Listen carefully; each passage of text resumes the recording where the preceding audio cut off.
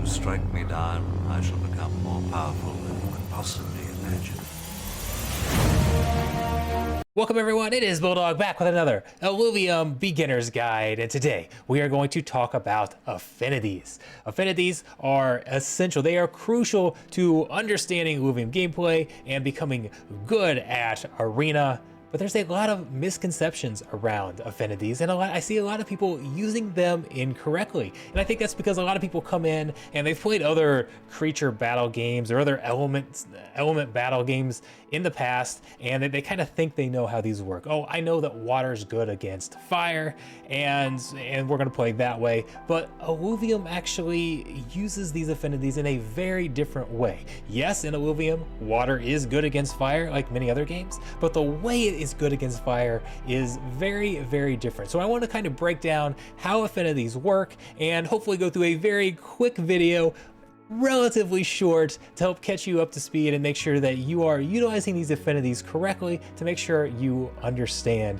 what they do and how you can get the maximum benefit out of them. So there are really two key aspects of affinities. I already mentioned that certain affinities are good against another. That's the second thing we're going to talk about today. The first one is simple bonuses. Affinities are how you can bring bonuses and synergy to the battlefield. So here we are, and we're just in survival mode, so we don't have a timer and we can set things up here. But let's look at Earth here. So if we set 3 Earth units out, I'm not paying attention to placement here, we're just kind of putting them randomly on the battlefield. You'll see over here on the left hand side under the affinity section, we have 3 Earth units. We now get a benefit. So Earth units will get 25 grit and resolve.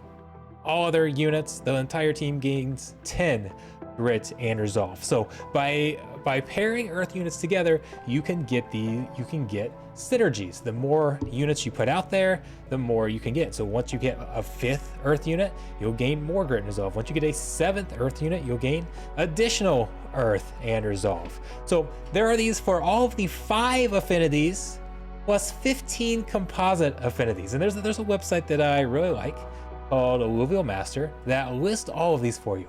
We don't have time in this video to go through all 20 bonuses here, but this is something that you are going to want to understand if you want to get good at Illuvium, whether it's understanding what your own team can do or understand what your opponents can do when they play against you. So if you go to this website, which I'll link down below, this is from illuviummaster.com, you can see all of the potential bonuses that you can get. Now, one thing to point out when we get to composite affinities. So composite affinities are alluvials that have 2 different basic affinities. So if we look down here, right now this is sorted by Earth. We have this Singe unit here, which is a magma unit. So it is a combination of Earth plus fire. We have a granite one down here that is a combination of Earth plus Earth. So these are completely separate bonuses. So if I put a TNT out here, I do not gain another Earth unit. You'll see right now we've got 3 Earth units. I put this out here, it stays at 3 Earth units. I don't get 1, I don't gain 2. Some people think, oh, you should gain 2 because it's a dual Earth unit. No, you don't get any at all. You just get granite. So you'll want to put multiple granite. Once you put 2 granite units out there, you can get the granite benefit, or 2 magma, or whatever the case is. These do not count, again, towards your basic affinities. So those are 2 separate things, and that is very important to know. You can also get your ranger here to have an affinity. So when you click on bind, you can bind your ranger to any other unit, and in this case they are all Earth units, so I'm going to become Earth. So once I bind to any of these, I now have a 4th unit. So when you are binding to composite units, you will gain whatever their dominant affinity is. So you can see here under granite, it says Earth dominant. That's going to be Earth dominant because it's 2 Earth. So if we had to come over here to our Scoriox, it is Earth plus fire. Well, it is Earth dominant. So if you bind to an Earth dominant Scoriox, your ranger will get Earth. Now you can also equip weapons. Let's see, let's come over here. We can equip weapons for our ranger that also have affinities. So I've already made my ranger Earth now, right? So if I give it a nature weapon, if we come and equip this real quick, you'll see I now have gained Bloom. Bloom is Earth plus nature. So that is how you can get a composite benefit from your Ranger. These all work together to give you benefits on the battlefield. Pretty straightforward, right? I mean, kind of not. There's definitely some complexities there. There are, again, 20 different affinities that you can, 20 different bonuses you can gain from affinities. So there's a lot to learn. But the first point of affinities is pretty straightforward. Put units of the same type on the board and you can get bonuses for them. The second key aspect of affinities is being strong or weak against your opponent. So we can see right here, we've got our little diagram that looks very much like you would see in something like Pokemon or something like that. This is also on the Illuvium Master website as well that I referenced if you'd like to go to that. But the way this works is very, very different, because when I first came in, and a lot of people think that, okay, if I have, okay, here we have Earth. If I have Earth units on the battlefield here and they attack fire units, they're going to be stronger, right? They're going to do extra damage or whatever the case might be. You can see they actually gain a benefit against nature units as well, which is what we have over here. So they should be doing more damage or take less damage. That's actually not what happens. So what happens is that when there are other alluvials of affinities that you are strong against, you charge up a hypermeter. And you can actually see that by coming over here.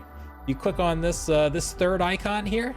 You can hover over and you can see how many units are in the vicinity. And this is, again, something else that a lot of people misunderstand. It does not matter which unit you are attacking. It only matters how many units are in your area.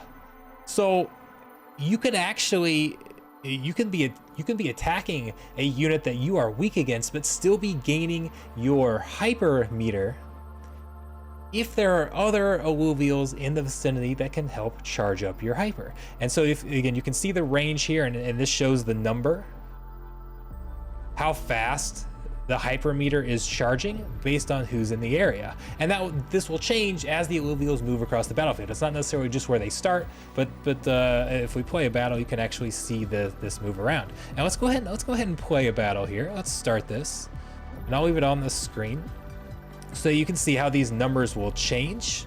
And you'll see here on the left, we're not gonna see, I don't think we'll have enough time for this to charge up, but you see this bar on the left-hand side of their health and their energy.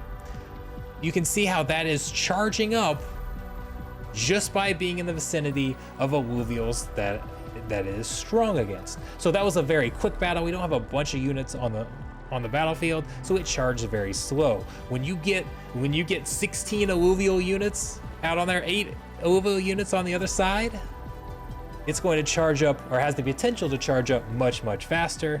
Battles can be longer. Getting to hyper can be very, very important. So what does hyper do? Hyper is going to be different based on the class. If you click on any alluvial down here, you can see the hyper bonus at the bottom. So in this instance, for our Scion, upon becoming hyper, units gain 25% attack speed. Scions also gain 50 Omega power, so their abilities are going to be stronger as well. Getting to hyper can drastically change the battle. It significantly powers up your alluvial. We're not going to talk about classes in this video, but just for the sake of hyper, like if we come over here, you can see different classes. This is we've now got an enchanter. Units gain attack speed, and impasse will heal allies for more health. We'll have a bulwark over here that's going to again gains attack speed, but it also gains crit reduction, extra physical and energy resistance. These alluvials can get very, very strong if their hyper charges up because they are within the vicinity. And again, I want to reiterate, it's very key that it doesn't matter which alluvial that you're attacking. So in fact, a lot of people will like to try and match up their alluvials so that they attack the one that they are strong against. And actually, a lot of times that could be less than ideal, because again, it doesn't matter which one you are attacking, it matters which ones are nearby. So a lot of times you might actually want to attack the one that you are weak against, attack it first and get it off the battlefield. So now it's not slowing down your hypercharge. and maybe you can take that unit out. Maybe if that's a unit that is going to become hyper quickly on the other side, if you focus it down and you can take it out before it ever becomes hyper, they won't get that advantage. There is no affinity advantage as one unit attacks another until they become hyper. There's no attack bonus, there's no defense bonus, just for being just for having an affinity advantage. It's all about that hyper meter. That's one of the key things I wanted to make about that video. A lot of people just don't understand that it's just the units that are in your area. So it can be a very key thing on placement as well. As you're deciding where to place units on the battlefield, placing them so that they can charge their hyper meter the fastest, or placing them so that you can prevent your opponent's alluvials from charging up, can make a big difference in the battle. So there you go. Overall, the affinities are not really too complex here in Illuvium, but they are very easy to misunderstand. So once you understand everything and can use them to your maximum benefit, you're going to see a huge uptick in your play in Arena. So I hope this was able to help. If it was, make sure you, as always, like, subscribe, and most importantly, click that Illuvium link down below. I do have a content creator link. We can earn, we have content creator rankings where we can actually earn the Illuvium governance token based on how many people interact with that link down there. So if you found this video helpful, I'd appreciate it if you would click on that and subscribe. I will have some more videos, team videos, more beginner videos. I'll see you on the next one. Thanks a lot.